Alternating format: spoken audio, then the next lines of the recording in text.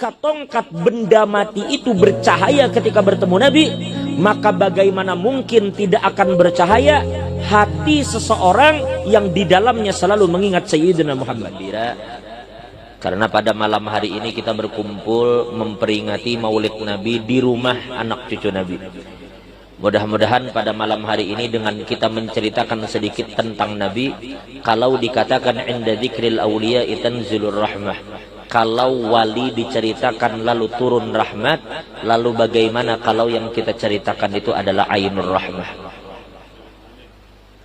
Dikatakan oleh Al-Imam At-Tirmidzi, beliau meriwayatkan di dalam kitab Syama'il Muhammadiyah, beliau tulis hadis ini di dalam bab wafati Rasulullah sallallahu alaihi wasallam. Beliau meriwayatkan riwayat yang bersumber dari Sayyidina Anas bin Malik. Sayyidina Anas bin Malik ini adalah orang yang dari umur 10 tahun sudah diserahkan ibu beliau untuk mengabdi kepada Nabi. Jadi dari umur 10 tahun beliau sudah ikut bersama Nabi dan melayani semua keperluan Nabi. Lebih kurang 10 tahun beliau bersama Nabi, dan beliau mengatakan, wa kana al-yawmul ladzi dakhala fihi Rasulullah al-Madinata adha'a minhu kullu syai. Ujar beliau, di hari itu Rasulullah memasuki kota Madinah ketika beliau hijrah, maka semua yang ada di kota Madinah menjadi bersinar dengan sebab kehadiran Nabi. Bersinar dengan kehadiran Nabi. Lalu bagaimana tidak bersinar? Lalu orang bertanya, sinar apa yang dimaksud di sini? Semua bercahaya, cahaya apa? Cahaya majazi kah? Hati mereka menjadi bercahaya dengan iman, atau cahaya hakiki kah?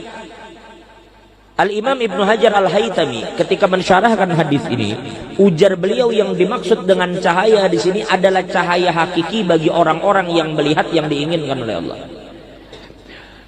Di dalam sebuah kabar yang sahih yang diriwayatkan oleh Imam Hakim di dalam Mustadraknya, Imam Hakim menyatakan hadis-hadis yang beliau masukkan dalam Al-Mustadrak adalah kumpulan hadis-hadis sahih yang tidak termaktub di dalam Bukhari dan Muslim, tetapi hukumnya sahih.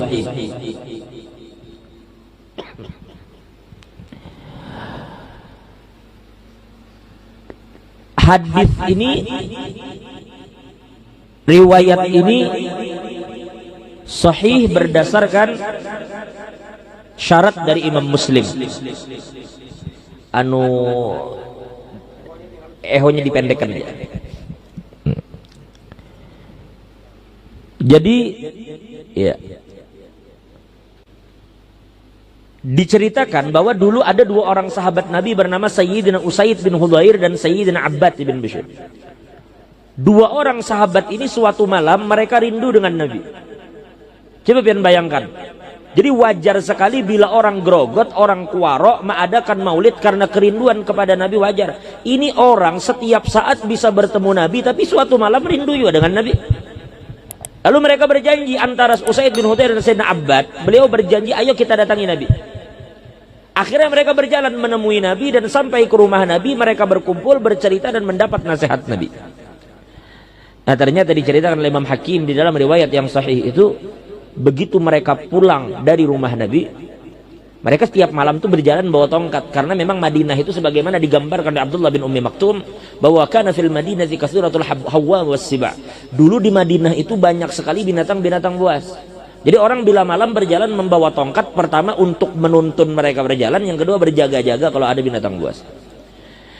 Nah, jadi mereka berjalan membawa tongkat. Tiba-tiba begitu mereka pulang setelah mereka bertemu Nabi, ternyata tongkatnya Usaid bin Hudhair menyala. Memang menyala, menerangi jalan mereka. Nang kayak HP nah menyala, ada lampunya. Ini kayu benda mati kok berlampu.